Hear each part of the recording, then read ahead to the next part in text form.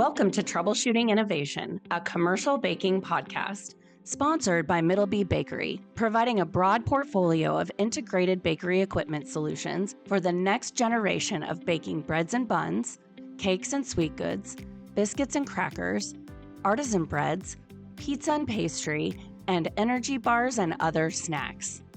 This season, I'm sitting down with Markey CEO of the Women's Bakery, a social enterprise bakery in East Africa, and we are discovering the challenges and rewards that come with creating change through baking. In this episode, Markey explains how she went from a business student in St. Louis to a bakery entrepreneur in Rwanda, drastically changing the lives for East African women with a simple loaf of bread. Hi, Joni. Hi, Markey. Thank you so much for joining me. I'm so excited to spend the next 5 weeks with you. Oh, I'm delighted to be here. I feel honored, so thank you. So, Markey, you know that I very proudly consider you a friend, and I'm proud to think of myself as your friend. Yeah. But also, I'm a fan. I meant to do a little research because I have heard it said that I think it's like 8% of the world's population actually change the world. And you know that I've always believed that you are one of that small portion of people who is going to be responsible for changing the world. Much of the industry is familiar with the women's bakery, but there is still a portion that doesn't know what's going on, what you've done in Africa. And so I just want to tell this entire story from beginning to end over the next 5 weeks. And the first step is going all the way back to before you were in Rwanda.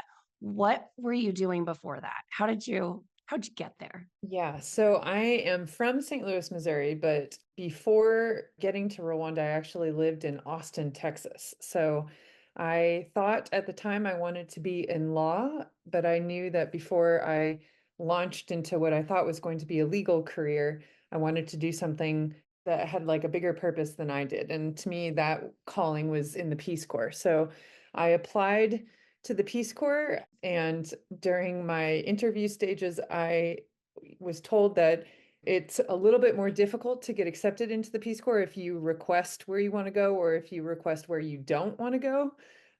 So I had that knowledge going into my final interview, but then they did ask me in the interview, they said, "Hey, is there anywhere you really don't want to go in the Peace Corps?" And out of ignorance, and it's true ignorance, I just said, "Yeah, I don't really want to go to Rwanda." And so I'm sure the person who was interviewing me was like, "Ha ha ha, this chick will never make it," and assigned me to Rwanda. So in 2010, I left the United States for Rwanda as a Peace Corps volunteer. Wow. Okay. So that was in 2010. So we're looking at a 14-year history. Can you describe what was it like in Rwanda, just agriculturally, socioeconomically, and especially someone who grew up in St. Louis, lived in Texas, like classic, you're a middle American, upper middle class white woman, and you end up in Rwanda. What was that experience like? Yeah. So again, I say ignorance because Rwanda, if you actually Google Rwanda, I think most people who are not from the African continent, or even those who are, what you know of Rwanda is the 1994 genocide. And so that's why I say I was ignorant, because if you dig a little bit deeper, Rwanda is actually like an amazing country and has an amazing story of resilience and development. So I feel quite grateful that my trajectory went toward Rwanda. And the structure of the Peace Corps is that a country must invite the United States Peace Corps in, and there's a specific reason. So Rwanda in, I think it was 2006 or 7, switched the medium of instruction in school from French to English. So Rwanda is a former Belgian colony, and if you were lucky enough to be educated, you were educated in French. And then in like, again, between, I don't remember exactly when, 2007, 8, or 9, the president of Rwanda switched it to English. And there are probably many reasons for that, but the primary reason was Rwanda is in Central East Africa, and all of the countries that border Rwanda are former British colonies, and the commercial language is English. So Rwanda, in an effort to tap into some of that commercial success, wanted to educate their populace in English. So Rwanda asked volunteers from the United States, Peace Corps volunteers, to come over and train teachers to teach in English in Rwanda and then to be teachers in classrooms, teaching English as a foreign language. So that's what I was assigned to do. And being from the Midwest and how I found Rwanda, I had never been to the African continent. My travel exposure was relatively limited. So honestly, I was blown away at how amazing Rwanda was. And I say that because what you read about Rwanda is often cast in more of a negative light, right? Where they had this horrible genocide and there was so much destruction and it really set the country back several decades. And while there are aspects of that that are quite true, Rwanda is remarkable in how much progress they have made because the 1994 genocide was actually a culmination of multiple genocides. They gained their independence in 1959, and then there's just been a series of genocides. Anyway, so I was blown away at how amazing Rwanda is and was in 2010. And part of that was just how quickly things developed. So I landed in the capital city, which is where our training, like we were just outside of the capital city, which is Kigali, and the Peace Corps training happened just outside of that. And then so felt far more developed. And I don't use that term lightly. I don't actually like that term. But I think that when you think of the Peace Corps and you especially think of the Peace Corps and being assigned to East Africa, if you've never been to the continent, you're not quite sure what to anticipate. And I was certainly that way. So it was just far more developed than I was anticipating. That being said, when I was finally assigned to the village where I ultimately ended up for 2 years, it was a little bit more probably what many Westerners envision, where you're in a rural environment. So I served in a rural town that's called Bushoga. It's in the northeastern part of Rwanda. And I make a joke that our village was a village of 600, 300 cows and 300 people. So it was more agrarian, very much so. Most of Rwanda still is agrarian. And what I mean by that is Rwanda, well, and we're from Missouri, so we can do this. Rwanda is about a sixth the size of Missouri, but has double the population of Missouri. So there are about 13 million people, yep, in Rwanda. So very densely populated. I think it's like the fifth or sixth most densely populated country in the world. And so this was a rural place, but still densely populated. And most people in this village were subsistence farmers, meaning that they grew what their family, their immediate family needed. And then if there were a surplus, they would barter. So if you had a surplus of tomatoes, you would barter someone for beans.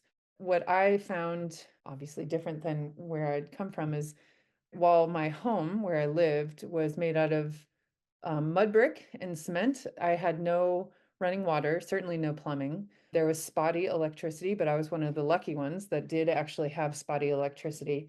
And I had a communal latrine that was about, what, 30 or 40 feet from my house.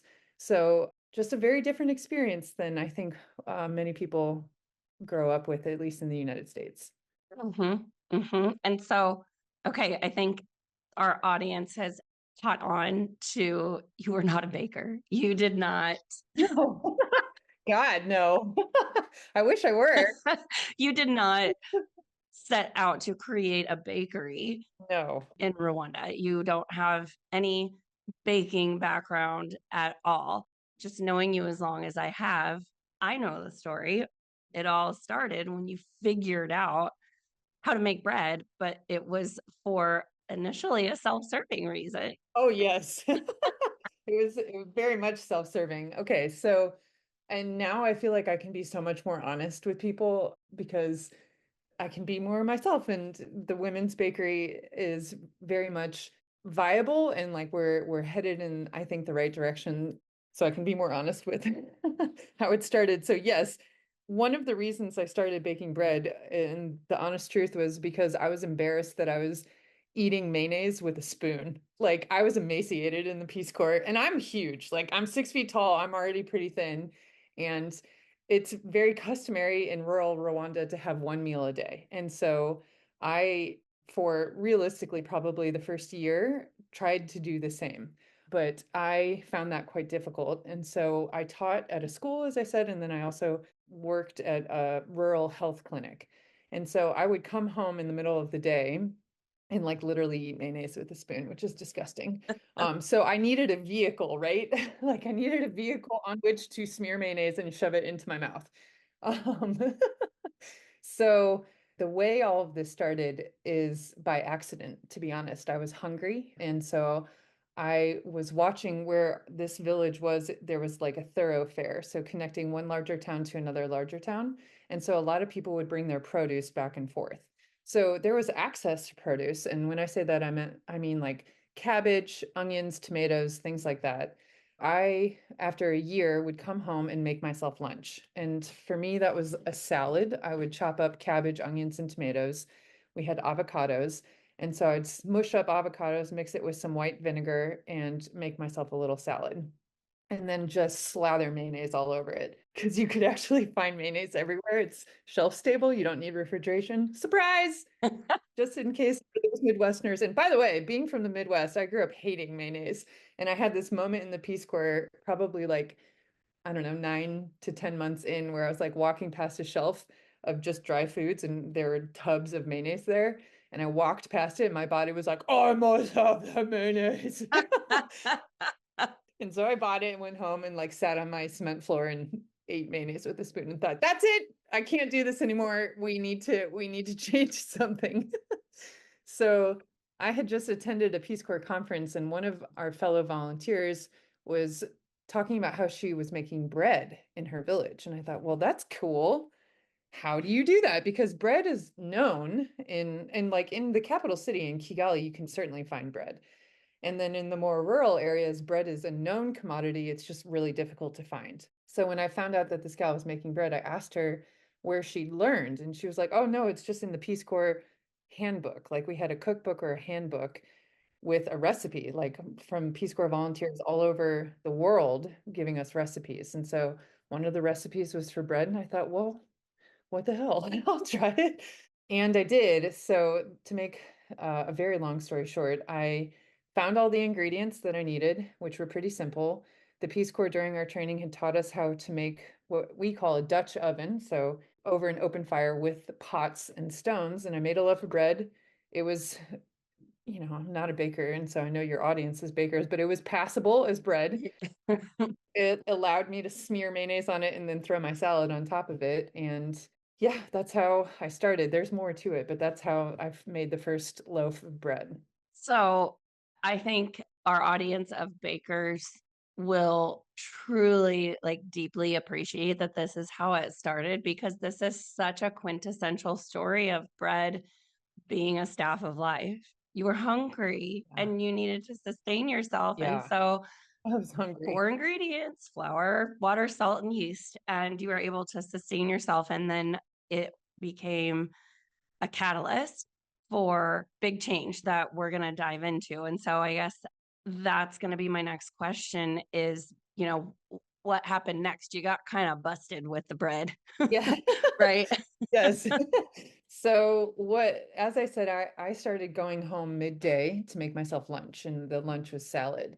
And so by that point, and this I'm not complimenting myself, but I was established enough. Like I'd been in this village for a year. I was established enough that people knew my name. They kind of knew my schedule. So when I had to, it was almost like a walk of shame, right? Like I had to go from my school and walk through the village, quote unquote, downtown and walk past people, mainly men, because women typically work in the fields and men were kind of sitting in town. And they would holler at me and they'd say, like, hey, where are you going? We know you're going to go home and eat lunch. And I would at first feign be like, no, no, I'm not going to eat because that was very taboo. Like you only truly have one meal a day, which is dinner. But then after a couple of weeks, I was like, you know what? Whatever. Yes, I'm going home and I'm going to make myself salad and it's going to be amazing.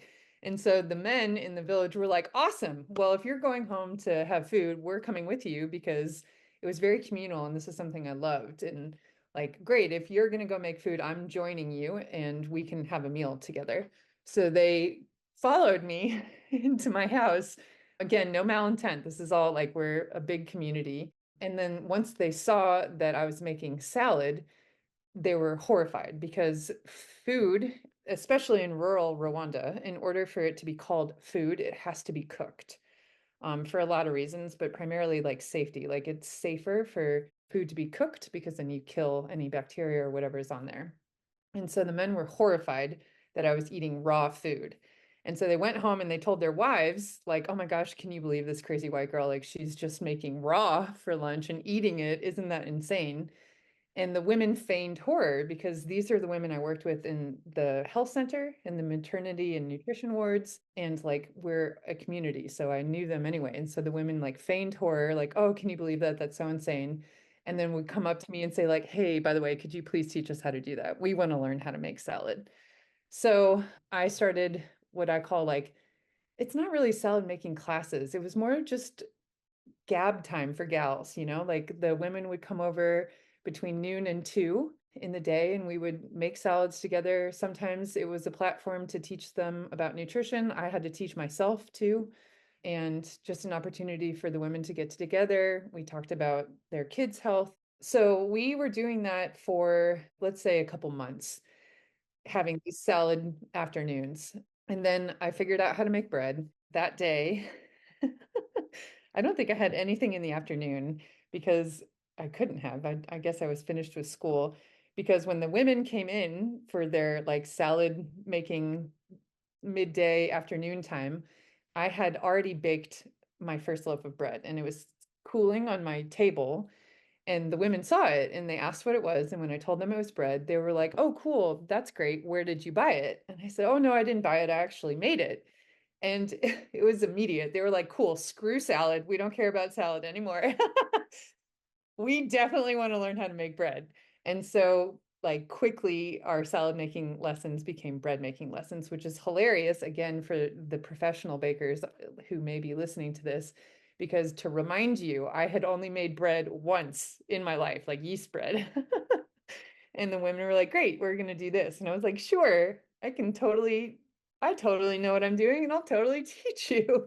So you, Markey, because you're like, I don't want to go to Rwanda. Oh, I'm going to Rwanda. Great. Okay. Well, we're going to figure this out. Like, there's a pattern, and we're going to see that pattern unfold a lot. But I have to point something out that I'm finding very interesting in this story.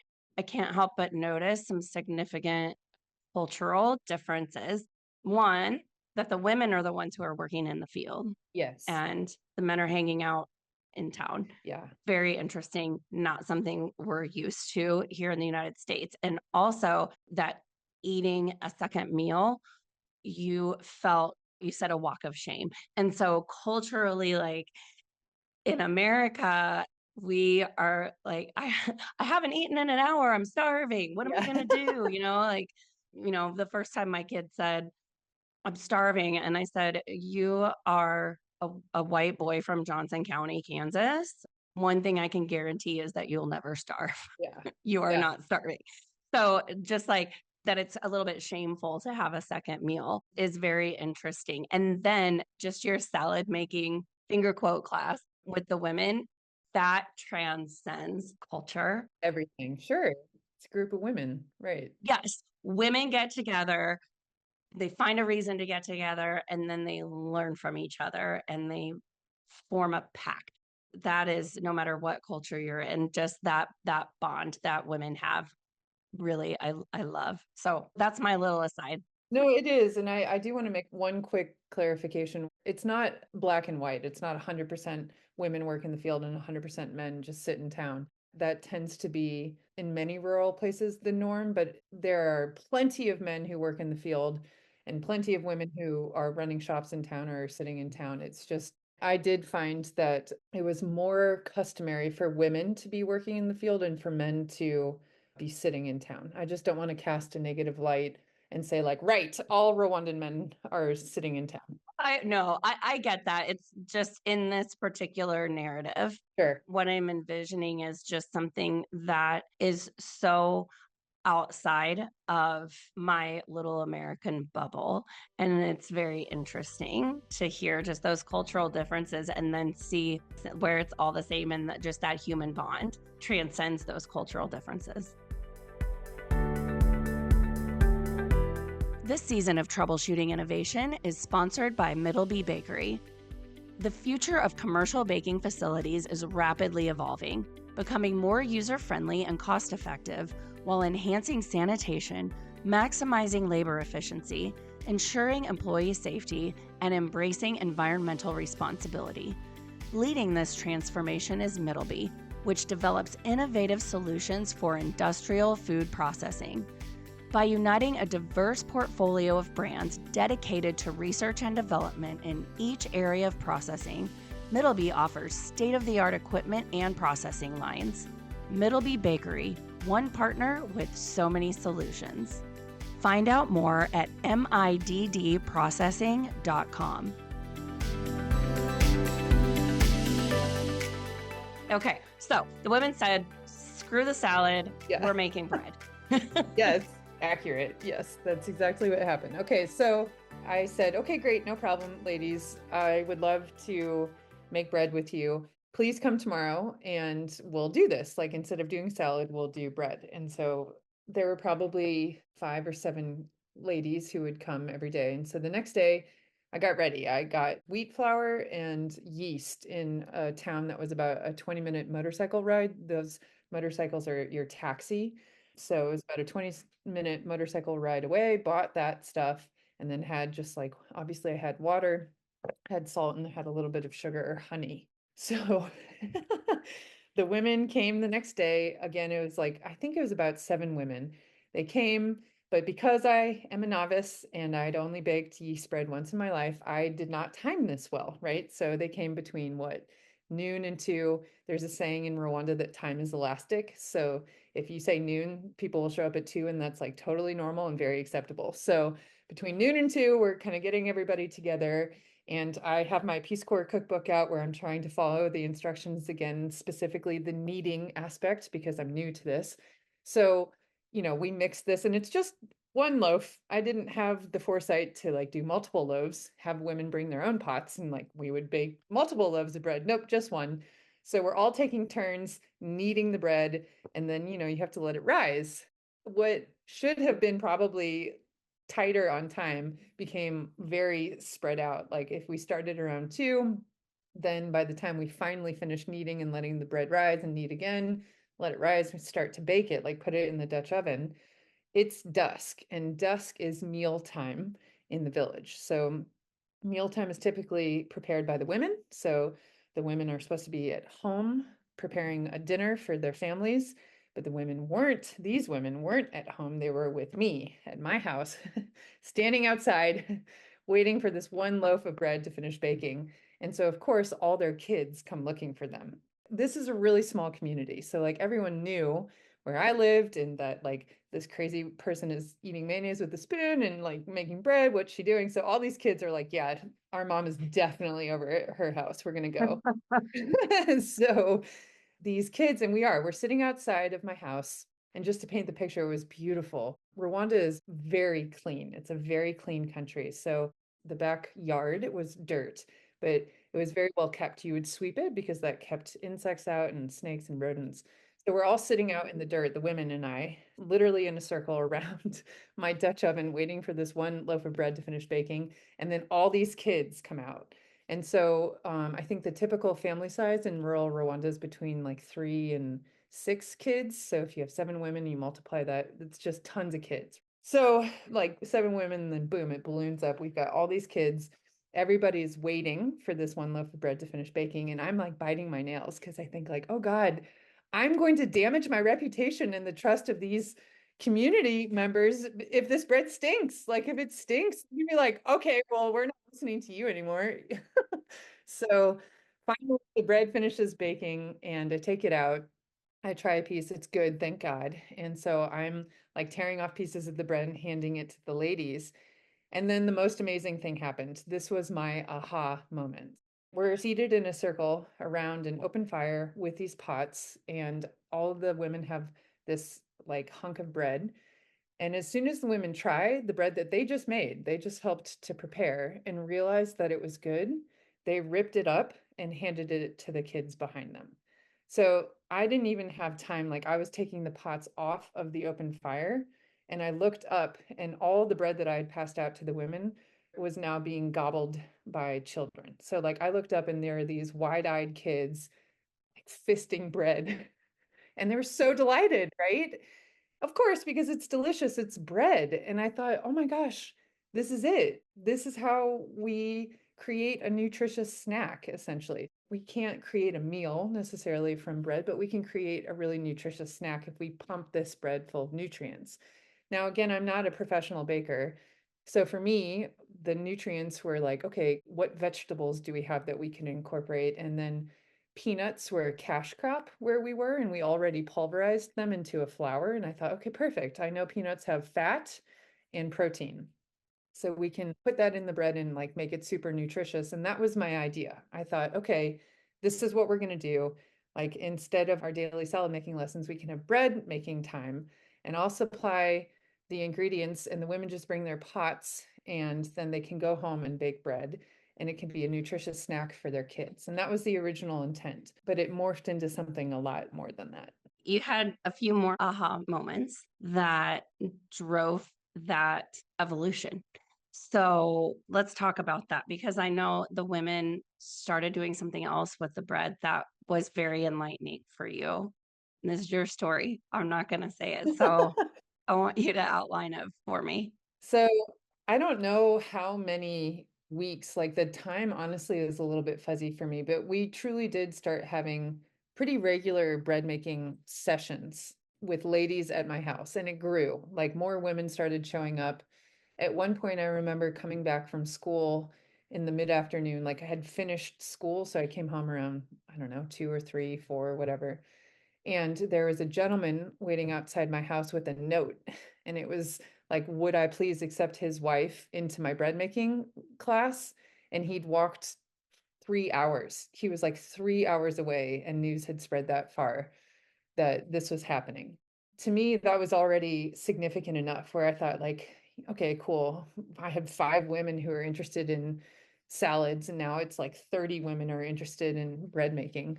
So was doing that, but then after a couple of weeks, I had a group of women approach me, and they're like, "Hey, we could sell this bread at a local market." And I was like, "Oh, do you think so?" And they're like, "Yeah, we definitely think we could sell this." And I was like, "Cool, try it." And they did, and it worked. And so my original thought of like, oh, this is just a way for women to make something like a protein packed or like a nutrient packed snack at home for their kids turned into women identifying that there was demand for something that right now only they could supply, which was pretty fascinating. So this wasn't me going out to the local market saying like, "Hey, who wants bread?" This was women saying, "I think that this is something we can do and we're going to try it." I wasn't even with them. And so that was cool. That was my second aha moment. And it's very similar to what I just said, where the women had figured out demand and we had the supply.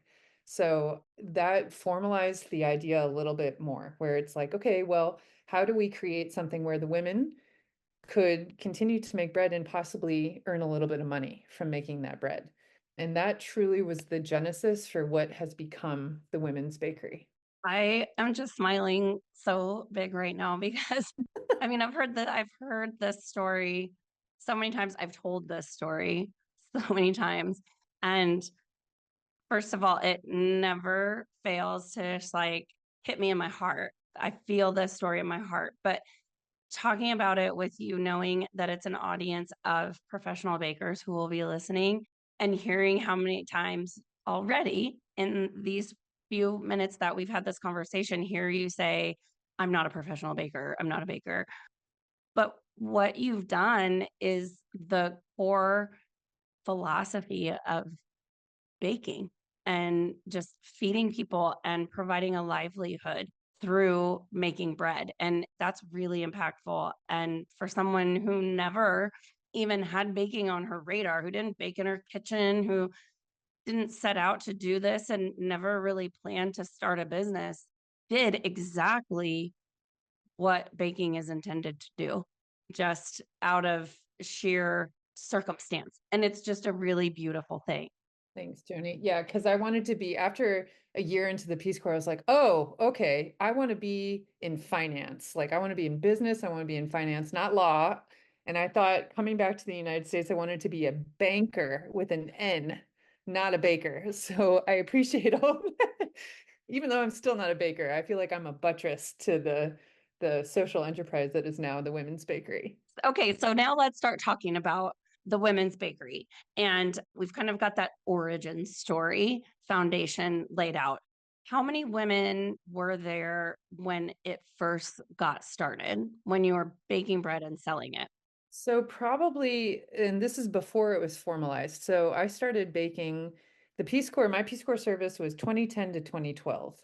And I started baking with this group of women right in the middle. So 2011, it was pretty nascent. Like it wasn't really a business. I certainly wouldn't call it that because I bought the raw materials. I bought the wheat and the yeast. And then the women would experiment with like maybe some grew peanuts. And so they would experiment with that. Some grew carrots and they would experiment with that. And so I think that was more, there was nothing formal, no formal business yet.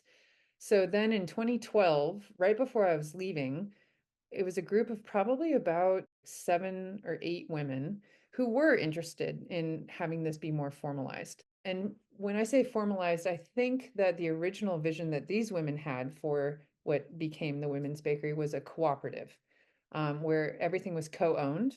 If they had been to a bakery, it was not what we would envision as a bakery. And so that was my word, like that, not that I had invented the word bakery, but in thinking like, oh, okay, great. We could centralize something like this and you all could make bread and we could sell it in larger volumes and we could go farther, like we could go to farther markets. And so that concept came about right toward the end of my Peace Corps service. I remember sitting in my yard with a group of 7 or 8 ladies, and God, the bakers are going to laugh when they hear this. My naivete, thinking like, right, okay, it's going to cost $200 to build a bakery. That's it. That's all we need. And we can totally do it. And so as I left the Peace Corps, I told the ladies, if you raise half of this, I'll match it. So if you raise $100, I'll match $100 and I'll come back and I'll help you build a bakery. That is iteration 1 in 2012. Here's a question that I want to ask you. I want to ask some of the immediate results. It might be like time hopping a little bit because I want to like deep dive into the iterations and those lessons that you learned. Like what were the immediate results of these women having this opportunity to make their own bread, feed their families, and then subsequently earn a living from it? I think the immediate results were a bit more intangible. There were some tangible things, but from what I remember, it was just sheer excitement where it was like, okay, cool, we have this new thing, this new skill, and this skill has the opportunity to generate income. To me, the nutrient dense part of the bread was exciting because again, as I told you, I worked in the nutrition and maternity wards. And so every day I would see acutely malnourished kiddos. And so I was excited by the opportunity to have bread be a vehicle for enhanced nutrition or at least enhanced access. Like I'm not going to pretend that this bread could supplement a meal, but it was certainly more than what kids were getting. So I think for the women, the immediate result was excitement. I think then it turned into something more where it was thinking about what possibilities could exist in the future. I think that the income generation aspect, like if that were immediate, I think that that's not something that we dwelled on very much until we formally started the first bakery and that became more real. What I think is really cool is the autonomy that it provided these women because it wasn't you saying, okay, now you've made this. You know what would be really cool? You could go out and sell this. The fact that they discovered this on their own and went out and did it, discovered this is a life skill that I can apply and do something with in a culture where resources are scarce. You make enough to get by, and then what you have extra, you barter to get what you don't have. Like it was just very, you get yourself to the surface and stay at the surface, and you go out in the field and you work. You get one meal a day. If you're not there to make that meal, your kids are going to come looking for you. And it was just all very, this is it. like we get to the surface and then we stay here. And this was a moment where they had autonomy to see what's possible. Like you said, like it created possibilities. Yeah. And they did that on their own. I think that's an interesting word. I've never really thought about it that way, and I do think you're right. I think there was an aspect of autonomy, and perhaps that is what generated the excitement, but I don't know. And also bread's delicious. Who doesn't like bread, right? So like, yes, the excitement, like from an existential standpoint, the excitement was probably driven by the sense of autonomy. But then there's also like a very simple piece, which is like, wow, bread's delicious. I'm going to eat it. Yes. Right. When you're just used to eating cooked carrots and cooked potatoes and you get a chance to have delicious bread. Yeah, that's exactly right. Yep. Okay, so I have a question. I don't know. It might be just a little bit too deep for this episode. And maybe I'll ask it now and then I'm going to ask it in the last episode too because I bet your answer in the beginning is going to be different than your answer at the end because this is going to be a very chronological conversation. During this time, I'm curious about your mindset because you weren't a baker and you're teaching baking. You started teaching people after you made one loaf of bread. What did you learn about the craft of baking? And then what did you learn about yourself during the unfolding of this? I have so much respect for bakers, so I will start there because I love that you called it a craft. I do think it's a craft and an art. So, what I learned very quickly about baking is that I know so little. And so, I learned two things. One, I know so little, so I wanted to read a lot more about baking. And then I got overwhelmed reading more about baking because I thought, good God, how does one actually figure out how to do this? So, that was like one aspect, which is humility, like being humbled by how much can go into bread. But then there was another level for me, and I think that this can only happen when someone is a novice. I was like, cool, it's so malleable. Like we can do so much and it will still sort of turn out because I'm not a professional baker, right? And if it tastes good, then therefore it is good. It may not have the right crumb, it might not rise enough. Like, I don't know. I know that now. But so I was really excited about what one could do with dough and what the end result could be. That again is like circling back to my thought of these kiddos like, okay, cool, we've got tons of peanuts, we've got bean paste, we've got carrots, we've got beets. Like, there's a way for us to pack this bread full of stuff. And as long as it still tastes good, people will enjoy it. Like kids will eat it. Maybe women will sell it. Maybe it'll stink and we'll try again. And so I think what I learned about bread was that I was excited it could be such a malleable vehicle from my perspective for so much good. One aspect, women who had the autonomy, they can make bread, maybe they sell it and earn some money, but then especially from like what you could put into bread to make it nutrient dense for kids. So that's what I learned about bread. I know a lot more now. And then what I learned about myself, I think what I learned again, and I know I made a joke about this before, but this is real. Oh, okay. This may not be the answer, but it is an answer. If the women know their culture, they know their community, they know their market, what I know is like I have a different perspective. So they have like that perspective, and I could bring a different perspective and be a buttress to help catapult it to the next level. So what I learned about myself was what could I be good at and where could I be useful in something like this? I love that. So I think that is a great segue for my last question, Marky. And that is, you learn these things about the craft, about yourself, and your role in all of this.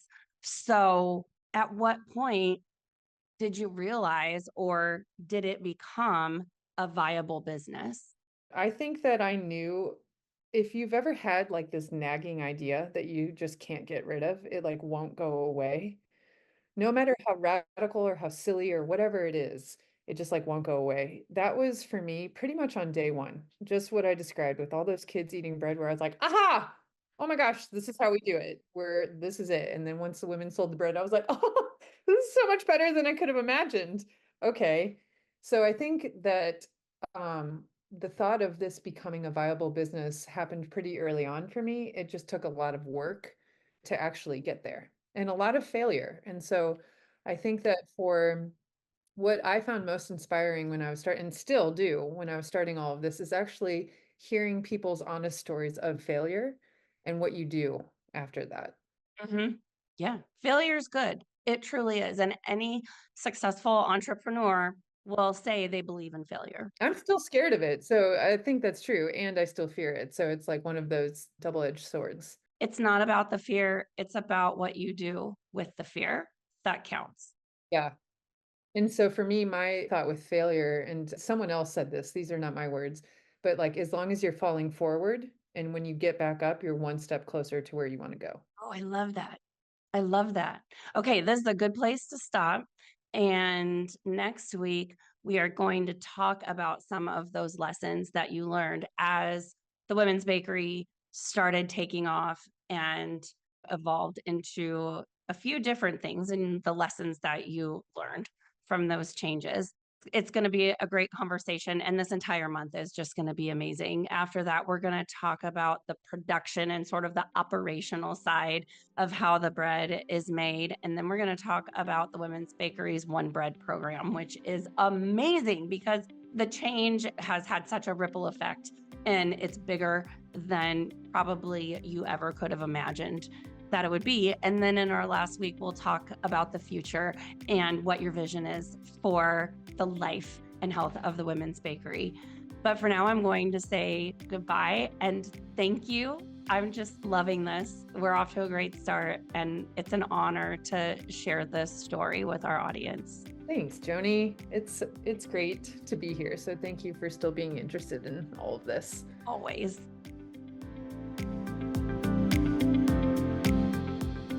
Thank you for listening to Troubleshooting Innovation, and a special thank you to this season's sponsor, Middleby Bakery, providing a broad portfolio of integrated bakery equipment solutions for the next generation of baking. Find out more at middprocessing.com.